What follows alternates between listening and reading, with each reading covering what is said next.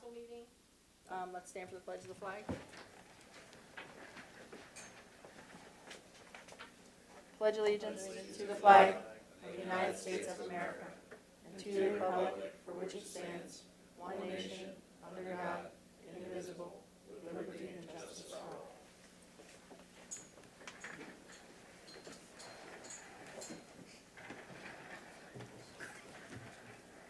Okay, welcome everyone.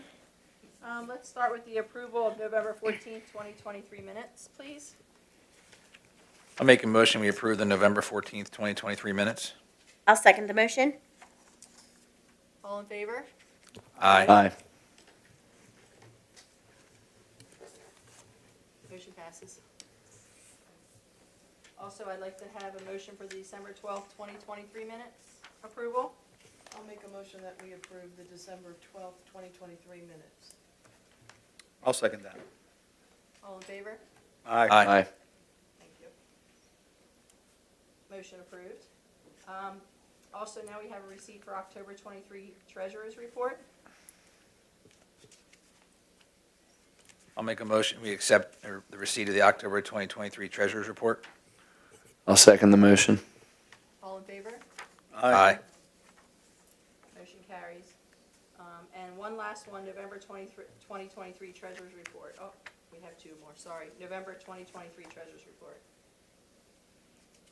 I'll make a motion we receive the November 2023 Treasurer's Report. I'll second the motion. All in favor?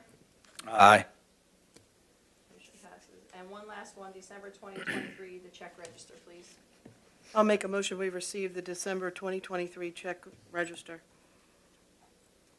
I'll second. All in favor, say aye. Aye. Opposed? Okay, motion carries. All right, we're going to move on to the mayor's report. I just have a few quick things. The water bills are due January 30th. Just a reminder in case anyone that has not paid them, please have them in by January 30th. All the towns, just so everybody knows, all the town streets are snow emergency routes. When the snow emergency plan's in effect, parking is prohibited, and we're going to start having to give violations because we've been given warnings. But after the first or second warning, I think that's about it. So just so everybody knows, we may still get some more snow. It's early.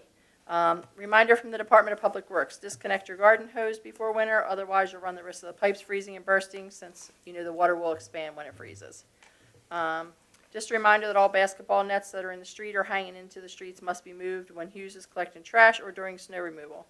The town's not going to be responsible if they're damaged because I've seen a lot like on the sidewalks or hanging over the road. So we want everybody to know that. And also, if when you're shoveling, if you wouldn't mind shoveling around the fire hydrants for the fire department, that would be a big help with the snow so that they can get to it should we have a problem. We are going to have an egg scramble Saturday, March 23rd from 11 to 3 at Christmas Tree Park, courtesy of the Manchester Happenings. They'll be running that. More details to come, but just so you can mark it on your calendar. Also, the roads, I thought they looked great. I rode around to a couple other areas, and ours by far, as usual, were the best. So great job by everybody who took care of that. And all their times they had to come in the middle of the night and all that good stuff. The Charlotte B. Collette Memorial Scholarship is due by May 1st. Please don't forget to pick up an application at Manchester Valley High School Guidance Office or at the Town Hall so we can get that turned in. Big volunteer scholarship. So please take a look at that. Every little bit helps, that's for sure. And I have discussed with the council and Megan also, that we're going to start town hall meetings at 7 o'clock instead of 7:30. So everybody can get home a little bit earlier if we're running late and things like that. So I believe everybody's okay with it. So if we could somebody make a motion so we can get this just put in the minutes, please.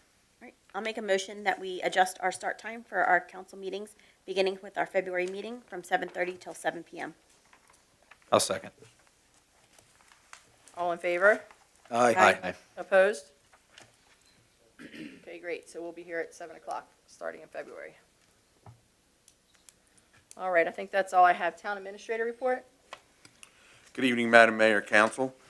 The Public Works Director report is included in my packet for your review.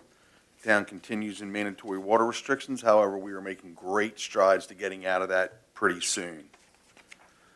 About a week ago to 2 weeks ago, the Director of Public Works, the Water and Wastewater Superintendent, and I went to Lancaster, specifically the Ephrata Wastewater Treatment Plant.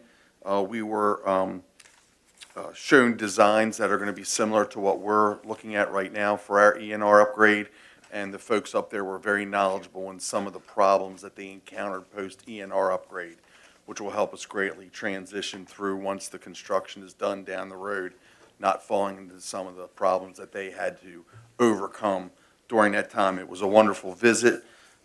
We also did some work on water modeling and sewer modeling for future infrastructure with CDM Smith.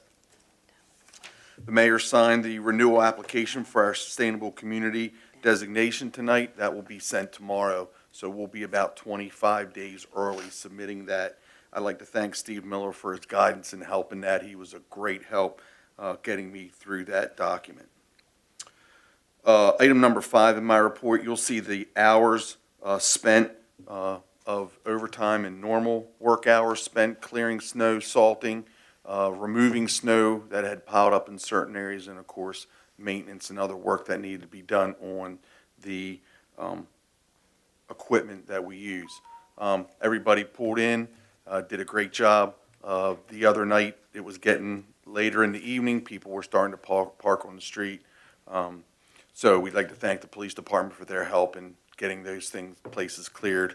And it really made it for good teamwork, and we got out a little earlier than we thought. We still have 2 vacancies in Department of Public Works. We did offer a job to a previous applicant. They decided to turn it down for other reasons. So we'll be, Kelly and I will be starting that process again to put applications out. We'd like to congratulate Mr. DJ Mancha, one of our Public Works employees. He and his girlfriend are the proud parents of a baby girl, Leanne Maple Mancha. She was born on January 1st of 24. So the proud father just finished his leave, so now they have to become parents and work around all the fun stuff, but he's doing a great job. First baby at Carroll County Hospital. I believe so. I believe that was in the paper. Yes, thank you. You'll have the code violation report is in front of you. BZA meets tomorrow night for a meeting, and P&Z rescheduled their meeting to next Tuesday. And so that's it for zoning. The only action item I have for you is a budgeted item, the very last page of your packet. It is for the painting of York Street Tower. There are 5 proposals received. We are recommending that the project go to K&K Painting. They did the Park Avenue Tower and did a great job. They were also very responsive to some concerns from residents when there was overspray, and they took care of those expeditiously. The other company did not get good ratings from the Painters Union from a safety perspective. So that was a big issue that we had. Evidently, according to them, they had several accidents and OSHA violations, and we just didn't want to be a part of that. So we had good workmanship from K&K and a good relationship. So I'm requesting that we make a motion to accept the bid of, well, let me stop. I'm sorry. On your bid sheet, you'll notice in the middle column, there is the Manchester logo. Currently, the York Street Tower has the town of Manchester written on the side. You'll see the prices that go down. It is completely the council's prerogative to decide to put that back on or not. You see the cost. The total cost with the Manchester on it is $439,770. Without, it is $414,770. I would recommend that we put it back up, but that again, that is the council's decision. Also, this is coming out of our water ARPA funds, and we did budget this at $600,000, so we did a good job of getting some good prices. And that is in the process. They're getting the site prepared, as you saw up on York Street, to bring the crown off the top of the tower where the cell phone equipment is, and there'll be a temporary pole there for a while till they get done painting, then it'll all go back up and go away. So we're about $160,000 under budget. Something like that, yep. So to clarify, when Sure. you say logo as in just saying Manchester, or logo with like the church and the tree in the background? You're correct, ma'am. It's just it's just the word Manchester. Manchester, okay, Yes, so ma'am. not our logo that we associate with our letterhead and things, Yes, just ma'am, you're Manchester. correct. Okay, perfect.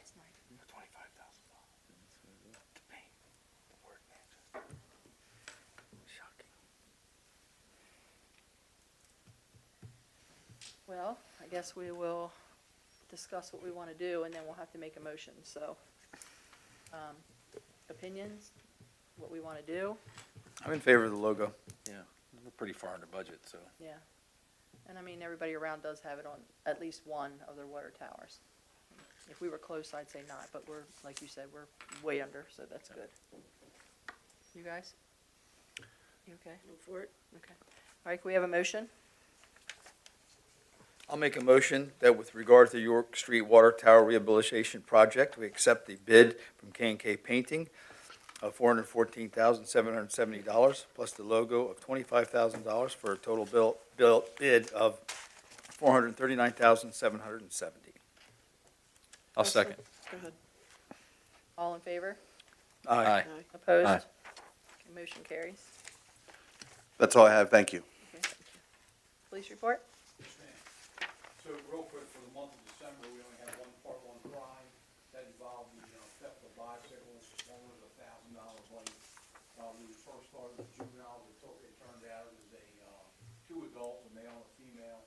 They were living in a garage behind the tea shop, and they had taken the bikes. We saw it on video, and after watching it on video, we kind of had an idea who it was, and then the officers tracked down a little bit more information.